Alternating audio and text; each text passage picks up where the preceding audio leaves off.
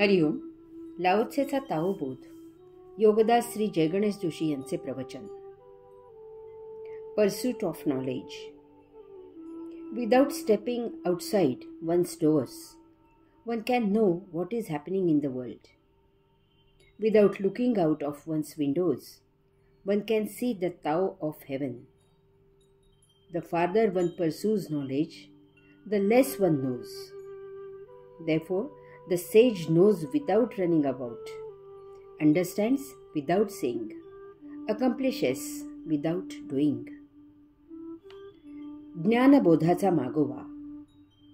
आपल्या घराचा उंबरठाही न ओलांडता या भवसागरात काय चालले आहे हे आपल्याला समजू शकते.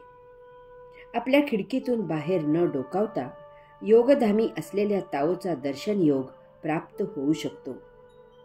परंतु जो ज्ञानाचा पिच्छा पुरवतो तो ज्ञानापासून दूर राहतो.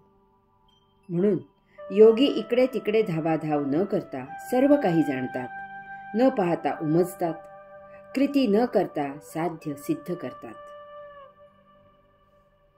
आत्मानुभूती म्हणजे ज्ञान विज्ञान. भौतिक आणि आध्यात्मिक दृष्टिकोनातून ज्ञान विज्ञान आणि त्याच्या अभावामुळे अज्ञान यात मूलतः महत् अंतर आहे. ही ओवी समजावून घेण्यासाठी हा फरक आपल्याला माहीत असला पाहिजे. त्यायोगे आध्यात्मिक दृष्टिकोनातून लाओत्से सांगत असलेली ओवी आपल्याला समजणे सोपे होईल. भौतिक दृष्टिकोनातून या भौतिक विश्वाची, त्यातील वस्तुजगताची माहिती असणे म्हणजे ज्ञान आहे. या ज्ञानाची उत्पत्ती शोधणे, या ज्ञानाचा उगम शोधणे, त्याचे विश्लेषण करून त्याचे विविध उपयोग शोधणे म्हणजे विज्ञान आहे. तसेच प्रत्येक कृतीमागे जे कारण असतेच असते ते न जाणणे हे अज्ञान आहे. आध्यात्मिक दृष्टिकोनातून आत्मज्ञान असणे हे ज्ञान आहे. ब्रह्मांडामध्ये उत्पत्ती, स्थिती आणि लय अनन्य अशा परमात्म्यामधून होत असते हे जाणणे म्हणजे विज्ञान आहे. याशिवाय इतर काही जाणणे हे अज्ञान आहे. येथे मूलतः परमब्रह्म पसरलेले आहे आणि ते सतत पसरत असते.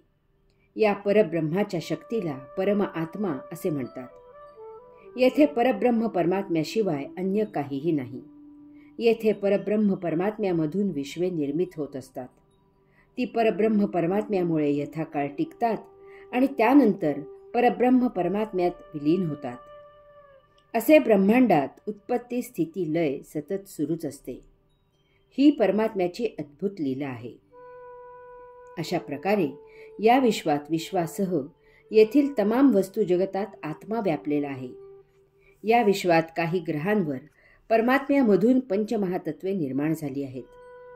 अशा ग्रहांवर आत्म्याचा अंश वस्ती करून या विश्वाची स्वनिर्मित लीला अनुभवण्यासाठी येतो. त्यासाठी तो मातेच्या उदरी प्रवेश करून पंचमहातत्वांमधून देह धारण करतो. अशा प्रकारे प्रत्येक सजीवात आत्म्याचा अंश निवास करतो. असे 84 लक्ष विविध प्रकारचे जीव आत्मांशाने धारण केले आहेत. त्यायोगे तो समग्रतेने वैश्विक लीला अनुभवत असतो. भौतिक प्रवास विश्वावर, विश्वाच्या परिघावर होत असतो. तो देहाच्या बाह्यांगावर होत असतो. कारण भौतिक वस्तुजगत उपभोगायचे असते. ते देहादी इंद्रियांनी ज्ञात होते आणि देहादी इंद्रिये देहाच्या बाहेर असतात. भौतिक प्रवास आपण कितीही केला तरी तो पृथ्वीवर, ग्रहावर, विश्वात होईल. परंतु या कक्षा सोडून आपण बाहेर जाऊ शकत नाही. जेथे जेथे आपण बाह्यांगाने प्रवास करू तेथे तेथे जड भौतिक वस्तू जगतापेक्षा काहीही अन्य सापडणार नाही. आपल्याला जर सूक्ष्म असलेला परमात्मा ज्ञात व्हावा असे वाटत असेल तर आपल्याला विश्वाच्या आत केंद्रापाशी जावे लागेल. त्यासाठी प्रथम आपल्याला स्वतःच्याच देहाच्या आत अंशात्म्याशी योग जुळून आणावा लागेल आणि मग त्याच्या सन्निधाने आपण परमात्म्याची, विश्वाच्या केंद्राची यात्रा करू शकू. आता आपण लाओत्से येथे जे अंतस यात्रेबद्दल सांगत आहे त्याचा मागोवा घेऊ. स्वतःवरून जग ओळखावे. भाग 1. लाओत्से ओवीच्या सुरुवातीला सांगतो की आपल्या घराचा उंबरठाही न ओलांडता या भवसागरात काय चालले आहे हे आपल्याला समजू शकते. महाविलक्षण आणि चटकन किंवा मुळीच विश्वास न बसणारी अशी ओवीतील ही पहिली ओळ आहे. याची उकल होण्यासाठी आपण आपल्या स्वतःच्या मनाचा अभ्यास फार बारकाईने करावा लागतो. त्यासाठी 84,00,000-1 इतक्या विविध आणि वैचित्र्यपूर्ण अशा मानवेतर प्राण्यांचा जन्म घेऊन उत्क्रांत होत होत आपण मानवदेही पोहोचलो आहोत. तसेच हे विश्व एकाच आत्मतत्वाचा विस्तार होत अभिव्यक्त होत असते. ते एकाच आत्मतत्वाने एकमेकांशी बांधलेले आहे. ते एकसंध आहे, हेही लक्षात ठेवायचे आहे. काय आहे आपली अनुवंशिकता? काय आहे आपली मानसिकता? काय आहे आपली वैचारिक बैठक? काय आहे आपली बौद्धिक झेप? आपली अनुवंशिकता मनुष्यतर प्राण्याकडून आलेली आहे. या देहाची मूलभूत मानसिकता अशी आहे की जीवाचे संरक्षण व्हावे, भूक लागली की अन्नपाणी मिळावे, कामवासना शमवायला मिळावी, हे सर्व शक्यतो विना कष्ट आयते मिळावे किंवा कमीत कमी कष्टात मिळावे आणि बाकीचा वेळ आराम करावा. याचा अर्थ आपल्याला कोणीही त्रास देऊ नये. आपली सेवा मात्र सर्वांनी करावी. पहा, अधिकारी मालकाची सेवा करतो. अधिकारी पत्नीकडून सेवा करून घेतो. पत्नी मुलांकडून सेवा करून घेते. मुले लहान भावंडांकडून सेवा करून घेतात. ज्यांना हे शक्य होत नाही तेथे मोठ्यांचा पाय वाकडा पडतो. तरुण भडकतात. मुले शाळेपासूनच दादागिरी करू लागतात आणि जमेल तितका याचा वचपा भरून काढण्याचा प्रयत्न करतात. शीतावरून भाताची परीक्षा घेतात.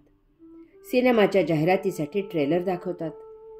या छोट्या कौटुंबिक मानसिकतेवरून गावाची, राज्याची, देशाची आणि जगाची मानसिकता समजावून घ्यावी. हे चालवणारा हाच कौटुंबिक मानव सर्वत्र आहे. त्याची मानसिकता एकच आहे. त्याच्या ऊर्जेचा स्रोत एकच आहे.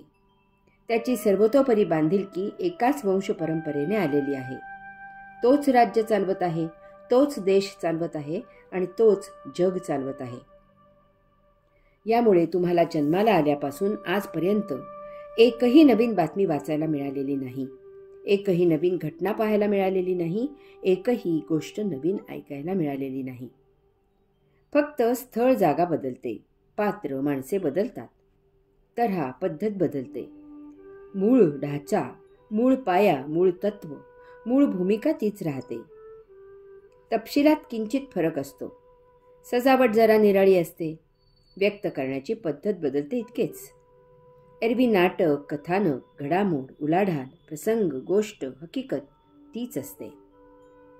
याचा तपशील आपण पुढील लेखात पाहणार आहोत. त्यासाठी लक्षात असू द्या की याचीच छोटी आवृत्ती म्हणजे आपण स्वतः, जरा मोठी आवृत्ती म्हणजे देश आणि त्याहून मोठी आवृत्ती म्हणजे जग आहे. हरि ओम.